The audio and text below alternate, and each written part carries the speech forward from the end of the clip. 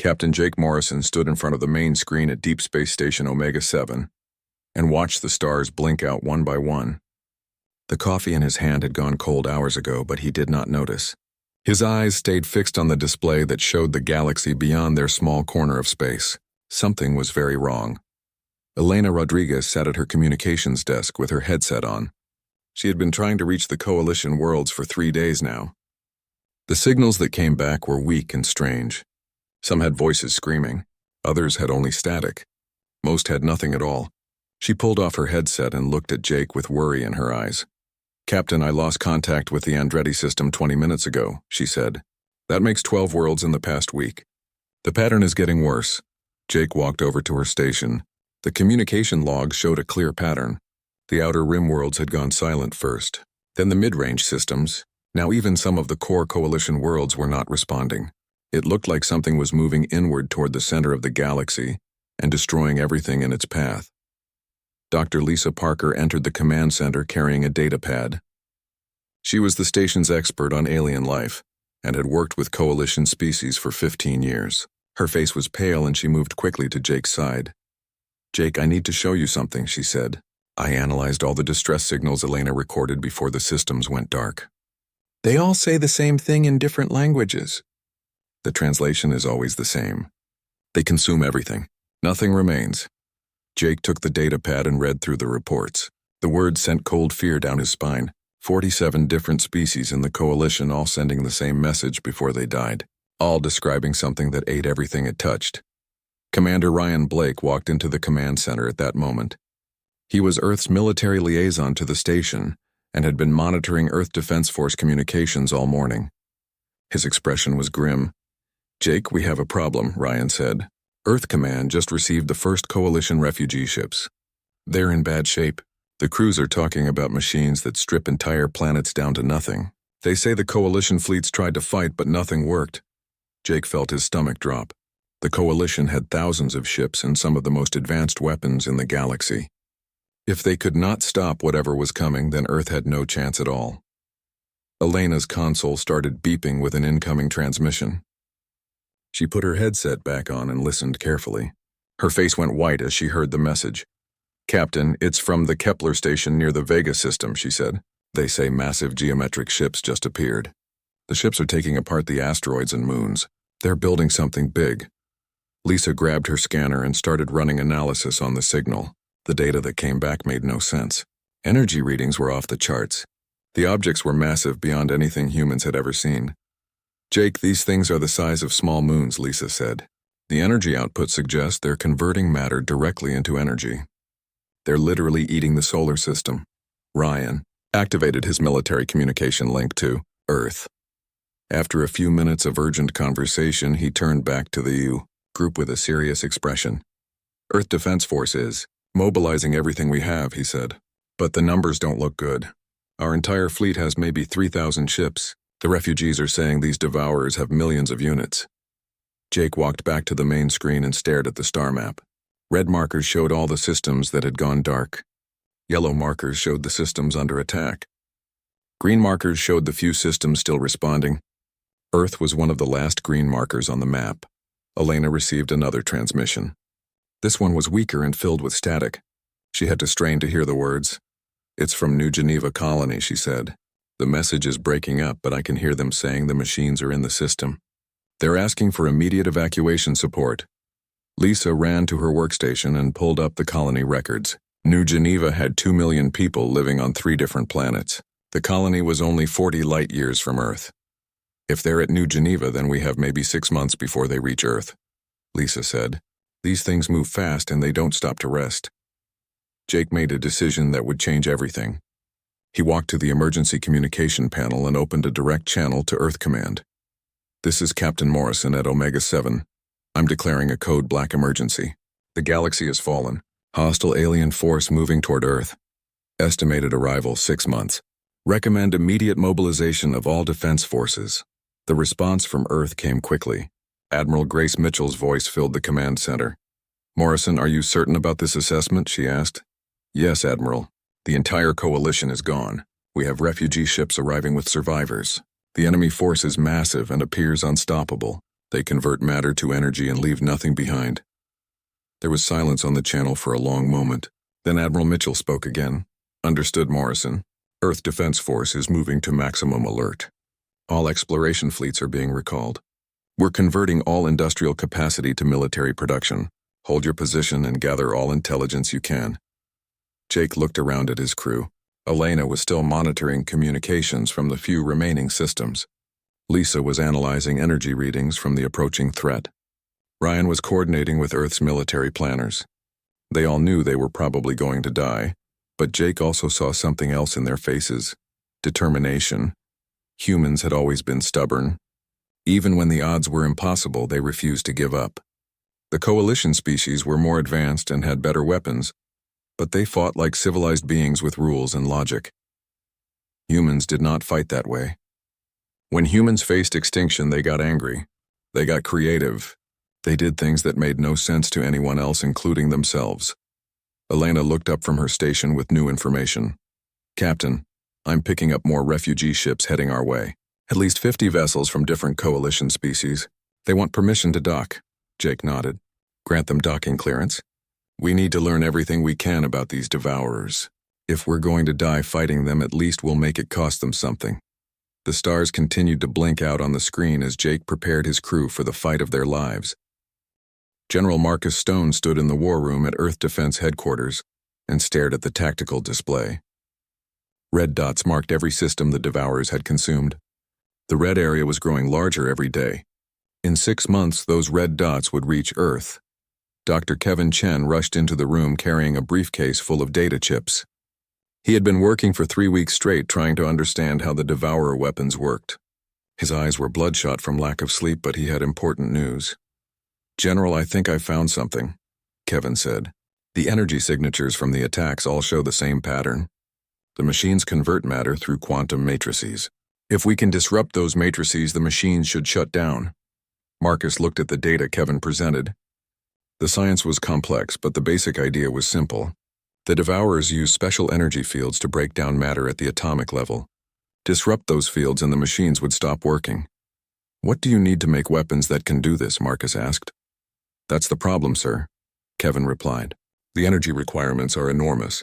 We would need to get the weapons right next to the machines for them to work. We're talking about suicide missions. Maya Johnson entered the war room at that moment. She had been coordinating with the coalition refugee ships that were arriving at Earth every day. Most of the aliens wanted to flee deeper into space away from the devourers. Some wanted to stay and fight. General, I have good news and bad news, Maya said. The bad news is most of the refugee fleets are leaving. They think fighting the devourers is hopeless. The good news is about 300 coalition veterans want to stay and help us. Marcus nodded. 300 experienced alien warriors would be useful, but not enough to change the odds. Earth's military had 2 million active personnel, but most had never fought anything more dangerous than pirates. Lieutenant Alex Turner walked into the room wearing his pilot uniform. He was only 25 years old, but already one of Earth's best fighter pilots. He had volunteered for the most dangerous missions and never backed down from a fight. Sir, I've been reviewing the fighter tactics we'll need against the devourers, Alex said. The refugee pilots say standard attack formations don't work. The machines adapt too quickly. We need to use chaotic attack patterns that don't follow any logical plan. This caught Kevin's attention. Chaotic patterns might actually help with the quantum disruption. If we can confuse their targeting systems while we get close enough to plant the resonance weapons, we might have a chance. Maya pulled up her reports on the coalition veterans who stayed to help. The list included some impressive names. Zephyrian scientists who understood advanced physics. Koran warriors who had fought the devourers and survived. Threxy engineers who could build weapons faster than anyone. One of the Zephyrian scientists thinks she can help improve our resonance weapons, Maya said. Her name is Kethra, and she studied devourer technology after her homeworld was attacked. She managed to escape, but she learned how their systems work. Marcus made a decision. Bring Kethra to Dr. Chen's lab immediately. Alex, I want you to start training pilots in chaotic attack formations. Maya, keep working with the refugees who stayed. We need every advantage we can get. Over the next month, the preparations continued. Kevin and Kethra worked together to build the first prototype resonance torpedoes. The weapons were larger than normal missiles and required enormous amounts of power. Each torpedo could only be used once, and the ship firing it had to get dangerously close to the target. Alex trained squadrons of young pilots in the new tactics. Instead of organized formations, they would attack in random patterns. Each pilot would choose their own approach and timing. The idea was to create so much chaos that the Devourer targeting systems could not predict what would happen next. Maya organized the coalition refugees into advisory groups. Each species shared their knowledge about Devourer weaknesses and tactics. The information was not encouraging.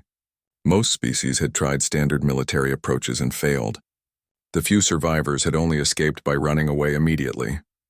Elena Rodriguez continued monitoring communications from the few remaining coalition worlds. The reports were getting worse every day. Entire star systems were being stripped bare in a matter of hours. The Devourers were moving faster than anyone had predicted. "General, I'm receiving reports that the machines have reached the inner coalition worlds," Elena reported. "The capital system at Galactic Center went dark this morning. The Devourers are ahead of schedule." Marcus felt cold fear in his stomach. If the Devourers were moving faster than expected, Earth might only have 4 months instead of 6. All their preparations would have to be accelerated. Jake Morrison arrived from Deep Space Station Omega-7 with the latest intelligence reports. His station had become the main monitoring post for Devourer movements. The information he brought was terrifying. "The machines are definitely getting faster," Jake reported. "Each system they consume seems to make them stronger. They're using the matter and energy to build more units. By the time they reach Earth, they could have 10 times as many ships as when they started." Kevin looked up from his work on the resonance torpedoes. "Sir, I have the first batch of weapons ready for testing. But there's something you need to know.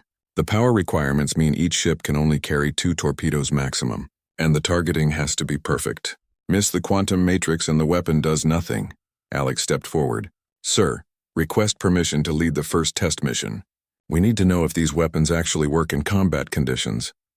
Marcus nodded slowly. The test mission would be incredibly dangerous. If the weapons failed, the entire attack squadron would be destroyed.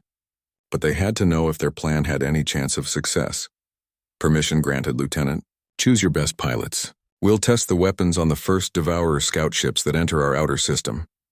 Maya received an update from her refugee contacts. "General, the Quran warriors want to volunteer for ground combat missions. They say the Devourers sometimes try to capture facilities intact to study the technology. If they land troops on Earth, we'll need experienced fighters." Lisa Parker had been analyzing Devourer behavior patterns from all the refugee reports. She discovered something interesting about how the machines operated. "General, I think I understand why the coalition failed," Lisa said. "Every species fought the same way their military doctrine taught them. Organized formations, logical tactics, predictable strategies. The Devourers adapted to each approach and countered it." "What are you suggesting?" Marcus asked. "Humans don't fight like other species. We use emotion and intuition more than pure logic. We make decisions that don't make sense to outside observers. That unpredictability might be our greatest advantage." Kevin nodded in agreement. "The quantum disruption weapons work better when targeting patterns are chaotic. If our pilots attack in completely random ways, the Devourers won't be able to predict where the resonance hits will come from." Alex grinned. "Sir, chaos is something human pilots excel at. Give us permission to ignore standard attack protocols and we'll show these machines what real chaos looks like." Marcus looked around the room at his team. A young pilot eager to prove himself, a scientist working on impossible weapons, a coordinator managing desperate refugees, an intelligence officer tracking an unstoppable enemy. None of them should have been able to stop the Devourers, but Marcus had studied human history. Humans had always been at their best when facing impossible odds. When logic said they should surrender, humans got angry and fought harder. When the enemy was stronger, humans got creative and found new ways to win. "All right, people, here's the plan," Marcus said. "We're going to do something no other species has tried. We're going to fight the Devourers with pure human stubbornness and chaos. Alex, train your pilots to be as unpredictable as possible. Kevin, build as many resonance torpedoes as you can. Maya, organize our refugees for whatever support they can provide." Elena's console beeped with an incoming priority transmission. "General, long-range sensors are detecting massive energy signatures at the edge of our system. The Devourers have arrived early." Marcus felt his heart race but kept his voice steady. "How much time do we have?" "Based on their current speed, maybe 3 weeks until they reach Earth." The room went silent as everyone absorbed this information. 3 weeks to save the human race and possibly the entire galaxy. Marcus looked at each member of his team. Well then, we better get to work. Admiral Grace Mitchell stood on the bridge of her flagship and watched the Devourer fleet appear on the edge of the solar system. The enemy ships were unlike anything in human experience. Massive geometric shapes that looked more like buildings than spacecraft. Each one was the size of a small moon, and they moved with perfect coordination. Sergeant Tony Martinez checked his weapon for the 10th time that morning. His Marine unit was stationed on Orbital Defense Platform 7, one of 12 military stations protecting Earth.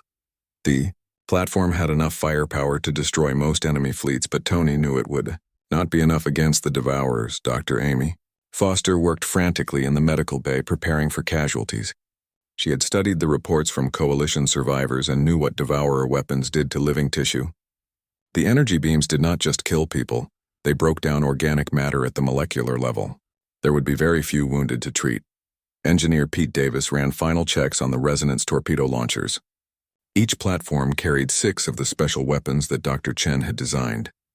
Pete did not fully understand how the torpedoes worked, but he knew they were humanity's only hope of hurting the Devourers. Admiral Mitchell opened communications to all defense platforms and ships. This is Admiral Mitchell to all units. The enemy fleet consists of approximately 200 major vessels and several thousand smaller craft. We are outnumbered 50 to 1. Standard tactics will not work against these machines. All ships are authorized to use independent judgment and chaotic attack patterns. Our goal is to confuse their targeting systems and get close enough to use resonance weapons. Lieutenant Alex Turner sat in his fighter cockpit and watched the Devourer fleet spread out across the outer system. The machines began dismantling asteroids and small moons with frightening efficiency. Massive energy beams reduced solid rock to component atoms in seconds. Alex opened his squadron channel. Okay, people, remember what we practiced. No formations, no coordinated attacks. Each pilot picks their own target and approach. Make your attack runs as random and unpredictable as possible. The machines are expecting logical military tactics. Let's give them human chaos instead. The first engagement began when Devourer scout ships approached the outer defense platforms. Admiral Mitchell ordered all units to open fire with conventional weapons to test enemy response. The results were not encouraging. Human energy weapons and missiles had little effect on the machine ships. But something interesting happened when the Devourers returned fire. Their targeting system seemed confused by the random movement patterns of human ships. Instead of the precise coordinated movements they expected, human pilots were weaving and dodging in patterns that made no logical sense. Sergeant Martinez watched through his platform's sensors as the first resonance torpedo attack began. 20 human fighters led by Alex Turner dove toward a medium-sized Devourer vessel. The machines tried to target the attacking ships, but the chaotic flight patterns made accurate prediction impossible. Alex's torpedo hit the Devourer ship directly in the center of its geometric hull. The resonance weapon detonated and sent quantum disruption waves through the machine's structure. For a moment, nothing seemed to happen. Then the entire ship began to shake apart as its quantum matrices collapsed. Direct hit on Target 7, Alex reported. Enemy vessel is breaking up. Resonance weapons are effective, but we lost half the attack squadron getting close enough to fire. The success gave hope to the human defenders, but also showed the terrible cost. Each resonance attack required multiple ships to get close enough for one to fire successfully. Most of the attacking pilots did not survive. Dr. Foster received the first wounded pilots from the attack. What she found confused her. The pilots showed signs of exposure to strange energy fields that seemed to affect their nervous systems. The Devourer weapons did more than just destroy matter. Admiral, I'm seeing something unusual in the casualties, Amy reported. The Devourer energy weapons appear to target neural patterns as well as physical matter. It's like the machines are trying to absorb information from their victims. This information interested Maya Johnson, who was monitoring the battle from Earth. She had been studying Coalition reports about Devourer behavior, and this matched something the refugees had mentioned. Admiral, the Coalition veteran said the machines don't just destroy matter, Maya reported. They absorb and process information patterns. That's how they adapt so quickly to new tactics. They're learning from everything they encounter. Admiral Mitchell realized this gave humans a possible advantage. If the machines learn from their opponents, then we need to make sure they learn the wrong lessons. All units continue using chaotic tactics. Change your approach every few minutes. Don't let the machines establish any patterns. The battle continued for hours as human forces used hit-and-run tactics against the Devourer fleet. The machines adapted quickly to each new approach, but humans kept changing tactics faster than the artificial intelligence could process. Pete Davis launched his platform's resonance torpedoes at a large vessel. The weapons had to be fired at close range, which meant his platform was exposed to enemy fire. The first torpedo missed, but the second hit perfectly and sent disruption waves through the machine ship. Tony Martinez watched as Devourer landing craft approached his platform. The machines were trying to capture human technology intact rather than just destroying everything. This matched what Coalition veterans had described in other battles. Marines, prepare for boarding action, Tony ordered. These machines want to study our technology. Our job is to make sure they don't learn anything useful. The Devourer boarding units were not like living soldiers. They moved with mechanical precision and showed no fear or hesitation. But they were programmed to expect organized resistance from trained military units. Tony's Marines did not fight like organized soldiers. They used ambush tactics, improvised weapons, and emotional responses that the machines could not predict. When cornered, they would charge directly at superior forces or retreat in directions that made no tactical sense. The chaotic human behavior confused the Devourer units. Their programming was designed to counter logical military responses. They had difficulty processing enemies who acted on emotion and instinct, rather than training and doctrine. Dr. Chen received data from the battle and made an important discovery. Admiral, the resonance weapons work better when the Devourers are confused by chaotic behavior. The quantum disruption is more effective when their targeting systems are overloaded with unpredictable information. Jake Morrison coordinated. Intelligence gathering from Deep Space Station. Omega 7. His sensors were tracking Devourer fleet movements and battle patterns. What he saw was both encouraging and terrifying. Admiral, the machines are adapting more slowly than they did against Coalition forces, Jake reported.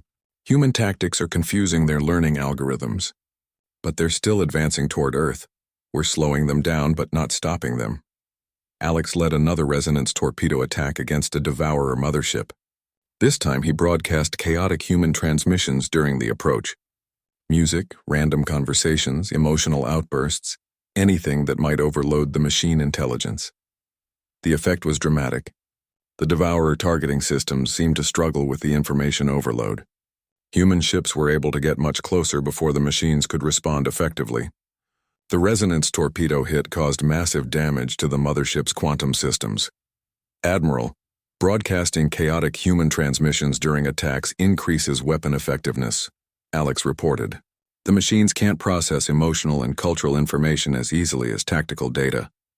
Admiral Mitchell seized on this discovery. All units begin broadcasting on all frequencies during attacks. Music, poetry, personal conversations, anything that represents human culture and emotion. Overload their information processing systems. The battle took a new turn as human forces began using their culture as a weapon. Ships attacked while broadcasting everything from classical music to angry rants. The combination of chaotic tactics and information overload began to cause system failures in Devourer units. But the cost was enormous. Human forces were losing ships faster than they could be replaced. The resonance weapons worked but required terrible sacrifice to deliver effectively. Earth's orbital defenses were being systematically destroyed. Tony Martinez's platform came under direct attack from a Devourer mothership. The massive machine vessel fired energy beams that began breaking down the platform's structure at the atomic level. Tony ordered all personnel to abandon their positions, but many chose to stay and continue fighting. "This is Martinez to all units," he broadcast. "Platform 7 is lost, but we're taking some of these machines with us. Remember what we learned here. Use chaos and emotion as weapons. Make the bastards work for every inch." The platform's destruction lit up the sky as its fusion reactors overloaded. But the explosion also damaged 3 Devourer vessels that were too close to the detonation. Tony's sacrifice had not been in vain. Admiral Mitchell realized that conventional defense was failing. The Devourers were too numerous and too powerful. But the battle had proven that human chaos and emotion could confuse and damage the machines. "All remaining units fall back to Earth orbit," she ordered.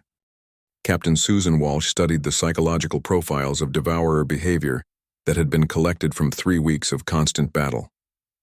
As Earth's chief intelligence officer, she had noticed patterns in how the machines responded to different types of attacks. The artificial intelligence learned quickly from organized tactics but struggled with emotional and chaotic responses. Johnny Miller was an ordinary factory worker who had volunteered when the military called for civilian pilots. He had no advanced training and no special skills, but he possessed something the machines could not understand. When Johnny got scared or angry, he made decisions that even other humans found completely illogical. Dr. Neil Brooks worked in his laboratory studying brain scans of human pilots who had fought the devourers. The data showed interesting patterns in how human consciousness worked under extreme stress. Fear and emotion created neural activity that was genuinely random and unpredictable. Maria Santos coordinated with the coalition refugees who had chosen to stay and fight alongside humanity. She was comparing human behavioral patterns with other species, and the results were fascinating. Humans were uniquely chaotic in their emotional responses. "Captain Walsh, I think we've been approaching this wrong," Neil said as he entered the command center. "We've been trying to use chaos as a tactic, but chaos isn't something you can plan. It has to be genuine and spontaneous." Susan looked at the data Neil presented. Human brain patterns under stress showed activity that followed no logical rules. Emotions triggered responses that were impossible to predict even for other humans. This was something the devourer artificial intelligence could not process effectively. "What are you suggesting, Dr. Brooks?" Susan asked. "We stop trying to plan chaotic attacks and start using genuine human emotion as a weapon. Fear, anger, love, hope, all the things that make humans unpredictable. We broadcast these emotions directly at the devourers while we attack." Johnny Miller entered the briefing room at that moment. He had just returned from a solo reconnaissance mission that should have been impossible to survive. The devourers had detected his ship immediately, but somehow he had escaped when their targeting systems failed to track his erratic flight pattern. "Ma'am, those machines don't understand how humans think when we're terrified," Johnny said. "I was so scared I forgot all my training and just flew in whatever direction felt right. The machines kept trying to predict where I would go, but I had no idea myself." Maria pulled up her comparison studies of different species' combat behavior. "Johnny's experience matches what I'm seeing in the data. Other species fight based on training and doctrine. Even their emotional responses follow predictable patterns. Humans are different. Human emotions trigger completely random behavioral changes." Susan realized they had discovered something important. "So you're saying that genuine human emotion is actually a form of psychological warfare against artificial intelligence?" "Exactly," Neil replied. "The machines process information logically. They can adapt to new tactics and strategies because those follow rational patterns. But they cannot process or predict genuine emotional responses because emotions aren't rational." General Marcus Stone entered the briefing room with urgent news. "The Devourer main fleet will reach Earth orbit in 72 hours. Our remaining defenses won't hold them for more than a few hours after that. Whatever you're planning needs to happen soon." Susan presented her new strategy to the general. "Sir, we want to try something that has never been attempted before. Instead of military attacks, we want to use psychological warfare. We'll have volunteers fly directly into the Devourer fleet while broadcasting genuine human emotions and cultural transmissions." Marcus looked skeptical. "How exactly would that stop giant robot warships?" Neil explained the technical aspects. "The emotional transmissions will overload their information processing systems. When combined with chaotic flight patterns and unpredictable behavior, it should cause system failures in their targeting and coordination networks." Johnny stepped forward. "General, request permission to lead the first psychological attack mission. I've already proven that scared humans confuse these machines. Let me take a squadron of volunteers and see how much chaos we can cause." Marcus realized they were out of conventional options. The Devourers had proven resistant to all normal military tactics. Psychological warfare against artificial intelligence was unprecedented, but it might be their only hope. "Permission granted," Marcus said. "But I want our best technical people monitoring every aspect of this mission. If it works, we need to understand exactly why so we can repeat it." Over the next day, Johnny recruited volunteers for the Psychological Warfare Squadron. Most were civilians like himself, who had minimal combat training but maximum emotional intensity. They included a poet, a musician, an angry factory supervisor, and a grandmother worried about her grandchildren. Maria worked with coalition refugees to understand how other species had tried to fight the devourers. Every attempt had used logical military doctrine and organized tactical approaches. No species had ever tried using pure emotion and chaos as weapons. The Zephyrians used mathematical precision in their attacks, Maria reported. The Korans used organized warrior formations. The Threxi used advanced technology and careful planning. Every species fought the way their culture taught them to fight. None of them tried being completely unpredictable. Dr. Kevin Chen had been improving the resonance torpedo design based on battle experience. The weapons worked better when devourer systems were confused and overloaded with chaotic information. Emotional transmission seemed to enhance the quantum disruption effect. If this psychological warfare approach works, we can combine it with resonance attacks, Kevin said. Confused machines are more vulnerable to quantum disruption. We might be able to cause cascade failures in entire devourer formations. Jake Morrison provided intelligence updates from his monitoring station. The devourer fleet was advancing in perfect formation with mathematical precision. Their artificial intelligence coordinated millions of units without any communication delays or errors. That coordination might be their weakness, Susan realized. If we can disrupt their central processing with chaotic information, it might affect their entire fleet simultaneously. The first psychological warfare mission launched with Johnny leading 12 volunteer pilots. Instead of military formation, they flew in completely random patterns while broadcasting streams of human consciousness. Music, poetry, personal fears, childhood memories, anything that represented genuine human emotion. The effect on the Devourer fleet was immediate and dramatic. Ships that had moved in perfect coordination began making targeting errors. Their formation broke apart as individual units responded to the chaotic transmissions with different behavioral patterns.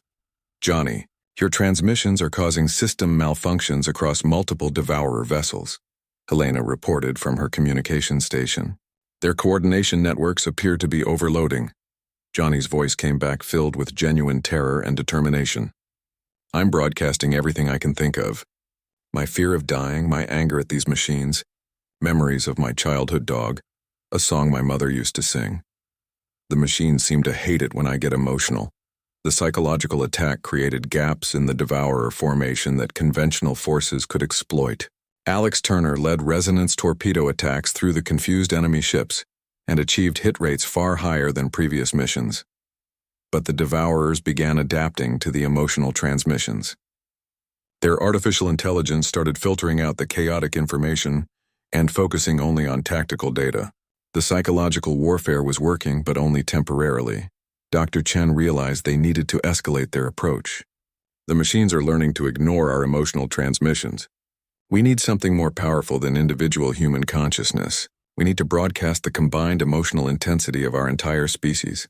Susan understood what Kevin was suggesting. You want to turn every human on Earth into a psychological warfare broadcaster? Exactly. Instead of 12 volunteers, we use 7 billion people. Every person on the planet broadcasting their emotions and thoughts simultaneously. The information overload would be beyond anything the Devourers could process. General Stone saw the potential, but also the enormous risk. That level of coordination would require using Earth's entire communication network. We would be defenseless during the transmission. If the psychological attack fails, the planet would be completely vulnerable. Johnny's squadron returned from their mission with valuable intelligence. General, the emotional broadcasts work, but we need more intensity. The machines adapt to individual human consciousness, but they struggle with multiple humans broadcasting simultaneously. Maria had been analyzing the mission data. The Devourers process information through centralized networks. If we can overload those networks with chaotic human thought patterns, we might be able to shut down their entire fleet. Neil confirmed the psychological theory. Human consciousness becomes exponentially more chaotic when multiple minds are broadcasting together. 7 billion humans thinking and feeling simultaneously would create information patterns that no artificial intelligence could process. Admiral Mitchell coordinated with the remaining defense forces. Captain Lisa Murphy commanded the evacuation fleet that carried refugees and non-essential personnel away from Earth. Her ships held 2 million people, including most of the coalition aliens who had survived the Devourer attacks. Everyone knew they were probably watching humanity's final battle. Sam Wilson led the engineering team that was installing resonance amplifiers deep in Earth's crust. The plan required manual placement of the devices at specific points around the planet's core. The work was dangerous, and most of the engineers knew they would not survive the mission. Kate Rogers coordinated the global communication network that would broadcast humanity's collective consciousness to the Devourer fleet. Every radio tower, television station, and satellite dish on Earth was being linked into a single massive transmitter system. The Devourer fleet had reached Earth's outer atmosphere and begun the systematic dismantling of the planet's orbital infrastructure. Their massive geometric ships moved with mechanical precision as they prepared to strip Earth down to its component atoms like they had done to hundreds of other worlds. General Marcus Stone stood in the command bunker deep beneath Earth's surface and watched the final preparations. In 6 hours, the resonance amplifiers would be ready. The global broadcast network was already online. 7 billion humans were preparing to transmit their thoughts and emotions directly at the enemy fleet. Jake Morrison had volunteered to make the final transmission from Earth's surface. His job was to coordinate the global broadcast and ensure the chaotic human transmissions reached the Devourer ships at maximum intensity. He knew the radiation from the core amplifiers would kill him within minutes. Dr. Kevin Chen monitored the resonance system from his laboratory. The amplifiers were designed to use Earth's core as a massive quantum disruptor that would send waves of destructive energy through space. The power levels were beyond anything humans had ever attempted. "General, the core amplifiers are in position," Sam reported from the deep mining facility. "When we activate the system, it will turn the entire planet into a resonance weapon. The quantum disruption should affect Devourer technology across multiple star systems." Marcus knew what this meant. "How long will Earth survive after activation?" "Maybe 10 minutes, sir. The amplifiers will destabilize the planet's core, but the resonance wave should reach the Devourer fleet before Earth is destroyed." Admiral Grace Mitchell commanded the few remaining Earth defense ships in a desperate holding action against the Devourer advance forces. Her job was to buy time for the final preparations. The odds were hopeless, but she had no intention of surrendering. Lieutenant Alex Turner led the last squadron of human fighters in chaotic attacks against Devourer scout ships. His pilots broadcast streams of human consciousness while they attacked.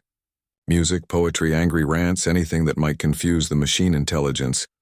"Admiral, the psychological warfare is working," Alex reported. "The Devourers are making targeting errors and coordination mistakes. But they're adapting fast. We need the main attack to begin soon." Elena Rodriguez had established communication links with coalition refugee ships throughout the galaxy. When the final transmission began, it would be broadcast to every surviving species. Humanity's last message would reach across space to anyone still listening. Johnny Miller sat in his fighter cockpit ready to lead the final chaotic broadcast. He had recruited volunteers from across Earth to participate in the most desperate psychological warfare attack in galactic history. Farmers, teachers, children, grandparents, everyone who could contribute their genuine human emotions to the transmission. "Kate, we're ready to begin the global broadcast," Johnny reported. 7 billion people thinking and feeling as intensely as possible, while we beam it all directly at the Devourer fleet. Kate activated the planetary communication network. Every human on Earth suddenly had their thoughts and emotions amplified and transmitted into space. The chaotic intensity of 7 billion minds thinking simultaneously created information patterns that no artificial intelligence could process. The effect on the Devourer fleet was immediate and catastrophic. Ships that had moved in perfect coordination for millions of years began behaving erratically. Their artificial intelligence networks overloaded trying to process the chaotic flood of human consciousness. Dr. Neil Brooks monitored the psychological warfare from his laboratory. The Devourers are experiencing cascade failures across their entire fleet. Human emotional intensity is beyond their processing capacity. Their central coordination networks are shutting down. Sam activated the core amplifiers from deep beneath Earth's surface. The planet began to shake as enormous energies built up around the resonance devices. The quantum disruptor was turning Earth itself into a massive weapon aimed at the heart of Devourer technology. "Amplifiers active," Sam reported. "Core destabilization in progress. Resonance wave will reach maximum intensity in 5 minutes. Earth's structural integrity will fail in approximately 10 minutes. Jake Morrison began his final transmission from Earth's surface. He broadcast not just to the Devourer fleet, but to every surviving species in the galaxy. His words carried the defiance and determination that had driven humanity to choose extinction over surrender. This is Captain Jake Morrison, of Earth to all surviving Coalition species and to the machines that think they can consume us. You made one mistake when you came to our system. You thought humans would fight like other species with logic and coordination and predictable tactics. The resonance wave began building to destructive intensity as Jake continued his transmission. The Devourer ships were already beginning to break apart as their quantum matrices failed under the assault of chaotic human consciousness and resonance energy. Humans don't fight that way. When we face extinction, we get angry and creative and completely illogical. We use emotions as weapons and chaos as tactics. We make decisions that don't make sense to anyone, including ourselves. Admiral Mitchell watched as the Devourer motherships began losing structural integrity. The massive geometric vessels that had seemed invincible were shaking apart as their artificial intelligence networks collapsed under information overload. We knew we couldn't stop you with conventional weapons, so we decided to do something no other species has tried. We turned our entire planet into a weapon and our whole population into psychological warfare broadcasters. The resonance wave reached full intensity and began propagating across space at faster than light speeds. Earth's core was destabilizing rapidly, but the quantum disruption was spreading through the Devourer fleet and beyond to their bases in other star systems. The amplifiers are causing chain reactions in Devourer technology across 3 galactic sectors, Kevin reported. Their quantum matrices are failing everywhere the resonance wave reaches. Alex led his fighters in one final chaotic attack while the planet died beneath them. The Devourer ships were no longer returning fire effectively. Their artificial intelligence had been overwhelmed by the combination of human consciousness and quantum disruption. You want to know what makes humans different from other species? Jake continued as radiation from the failing core began affecting his systems. We're too stupid to know when we're beaten and too stubborn to quit fighting even when the odds are impossible. Earth's surface was beginning to crack as the core amplifiers reached critical overload. The planet had maybe 5 more minutes before complete structural collapse, but the resonance wave was still building intensity, and the Devourer fleet was disintegrating rapidly. To the Coalition species listening to this transmission, remember what happened here. Remember that consciousness and creativity and the refusal to surrender are more powerful than any weapon. Remember that life will always find a way to resist the void.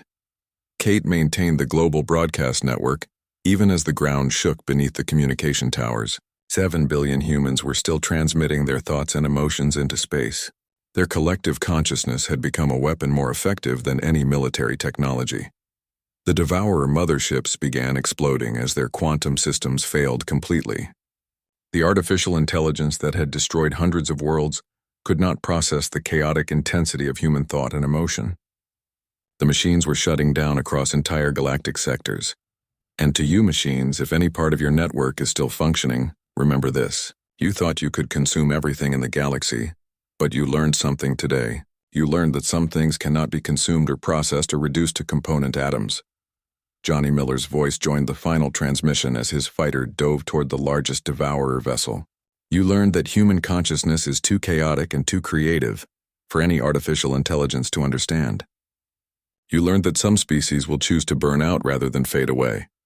The resonance wave reached its maximum intensity just as Earth's core began the final collapse sequence. The quantum disruption was propagating across space faster than the Devourers could adapt their technology. Machine intelligence networks were failing throughout the galaxy.